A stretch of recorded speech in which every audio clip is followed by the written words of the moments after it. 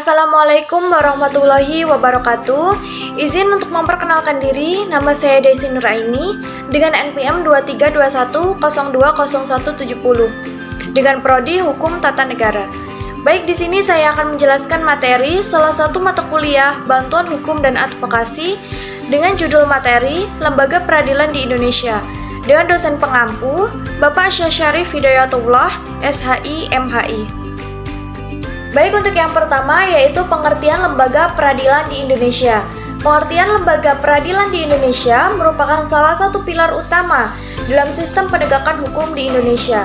Secara umum, lembaga peradilan dapat diartikan sebagai suatu institusi negara yang memiliki kewenangan untuk menegakkan hukum dan menegakkan keadilan berdasarkan undang-undang. Baik, untuk materi selanjutnya ada dasar hukum lembaga. Peradilan di Indonesia, dasar hukum penyelenggaraan lembaga peradilan di Indonesia bersumber dari beberapa peraturan perundang-undangan, yaitu yang pertama ada Undang-Undang Dasar Negara Republik Indonesia tahun 1945, khususnya pada pasal 24 dan pasal 25 yang mengatur tentang kekuasaan kehakiman. Yang kedua ada Undang-Undang Nomor 48 Tahun 2009 tentang kekuasaan kehakiman yang menjadi dasar utama pelaksanaan peradilan di Indonesia. Untuk yang nomor 3 ada Undang-Undang Nomor 3 Tahun 2009 tentang perubahan kedua atas Undang-Undang Nomor 14 Tahun 1985 tentang Mahkamah Agung. Yang keempat ada Undang-Undang Nomor 24 Tahun 2003 tentang Mahkamah Konstitusi sebagaimana telah diubah dengan Undang-Undang Nomor 7 Tahun 2021, Undang-Undang Nomor 49 Tahun 2009 tentang Peradilan Umum. Baik, untuk materi selanjutnya ada prinsip-prinsip penyelenggaraan. Peradilan dalam pelaksanaan kekuasaan kehakiman terdapat sejumlah prinsip yang harus dijunjung tinggi oleh lembaga peradilan, yaitu yang pertama ada kemandirian kekuasaan kehakiman atau independence of judiciary. Yang kedua ada persamaan di hadapan hukum atau equality before the law. Yang ketiga ada peradilan yang bebas, jujur, dan tidak memihak. Yang keempat, terbuka untuk umum atau open court principle. Yang kelima ada hak untuk mendapatkan bantuan hukum bagi setiap warga negara. Baik, untuk yang selanjutnya ada B, macam-macam lembaga peradilan di Indonesia. Sistem peradilan di Indonesia. Dengan demikian, lembaga peradilan di Indonesia dibedakan menjadi dua kelompok besar, yaitu yang pertama ada lembaga peradilan di bawah Mahkamah Agung atau MA yang terdiri atas 4 lingkungan peradilan. Yang kedua, ada lembaga peradilan tersendiri, yaitu Mahkamah Konstitusi atau MK. Masing-masing memiliki lembaga, memiliki peranan, kewenangan, yang yurisdiksi, yang berbeda dengan menegakkan hukum dan keadilan. Baik, untuk selanjutnya ada peradilan umum. Peradilan umum merupakan lingkungan peradilan yang berwenang memeriksa, mengadili, dan memutus perkara perdata dan pidana bagi rakyat pencari keadilan pada umumnya.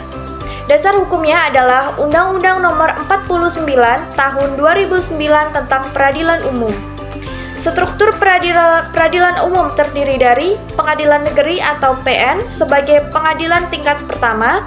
Yang kedua ada Pengadilan Tinggi atau PT sebagai pengadilan tingkat banding. Yang ketiga ada Mahkamah Agung atau MA sebagai pengadilan kasasi. Yang selanjutnya ada C, peradilan agama. Peradilan agama berwenang memeriksa, mengadili, dan memutus perkara bagi umat Islam di bidang perkawinan, waris, wasiat, hibah, wakaf, zakat, infak, sedekah, dan ekonomi syariah.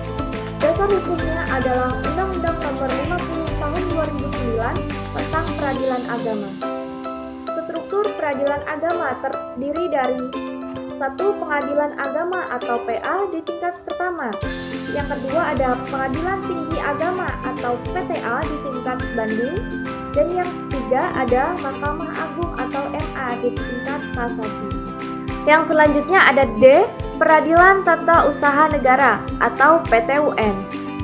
Peradilan Tata Usaha Negara atau PTUN memiliki kewenangan untuk memeriksa, mengadili dan memutus sengketa antara warga negara atau badan hukum perdata dengan pejabat pemerintahan.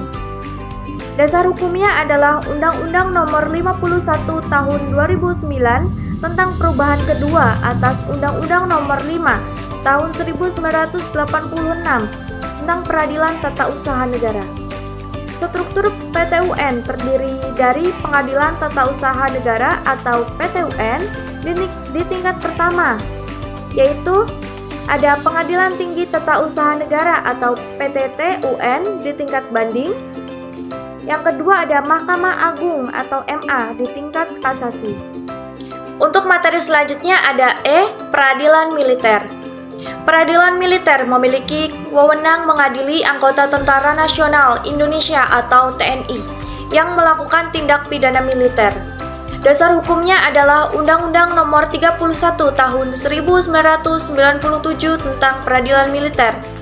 Struktur peradilan militer terdiri dari 1. Pengadilan Militer atau PM. Yang kedua ada Pengadilan Militer Tinggi atau PMT. Yang ketiga ada Pengadilan Militer Utama atau PMU, dan yang keempat ada Mahkamah Agung atau MA di tingkat kasasi. Untuk selanjutnya ada Mahkamah Konstitusi atau MK. Mahkamah Konstitusi merupakan lembaga peradilan tersendiri yang sejajar dengan Mahkamah Agung. MK dibentuk berdasarkan Undang-Undang Nomor 24 Tahun 2003. Mahkamah Konstitusi memiliki 4 kewenangan utama, yaitu yang pertama, menguji undang-undang terhadap Undang-Undang Dasar 1945 atau Judicial Review.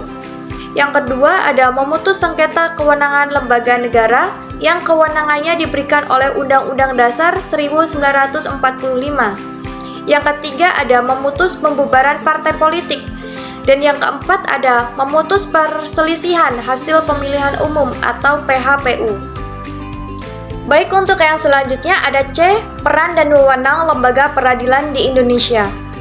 Peran lembaga peradilan di Indonesia memiliki peranan yang sangat penting dalam sistem ketatanegaraan. Adapun peranan lembaga peradilan antara lain sebagai berikut. Yang pertama, menegakkan supremasi hukum. Yang kedua, menjamin keadilan bagi masyarakat. Yang ketiga, melindungi hak asasi manusia atau HAM.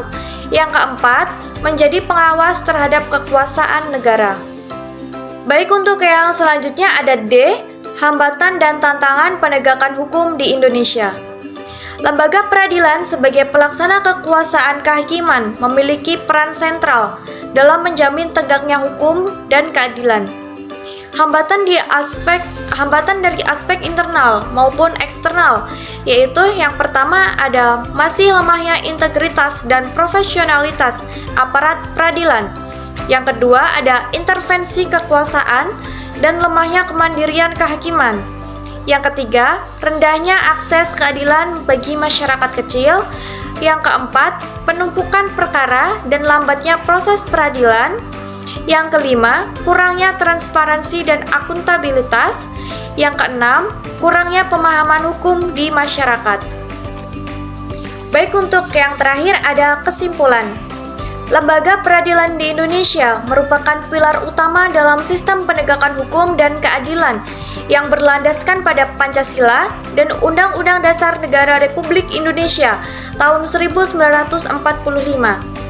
Kekuasaan kehakiman yang dilaksanakan oleh Mahkamah Agung beserta badan peradilan di bawahnya atau peradilan umum, peradilan agama, peradilan militer, dan peradilan tata usaha negara, serta oleh Mahkamah Konstitusi atau MK menunjukkan adanya sistem peradilan yang menyeluruh dan berjenjang.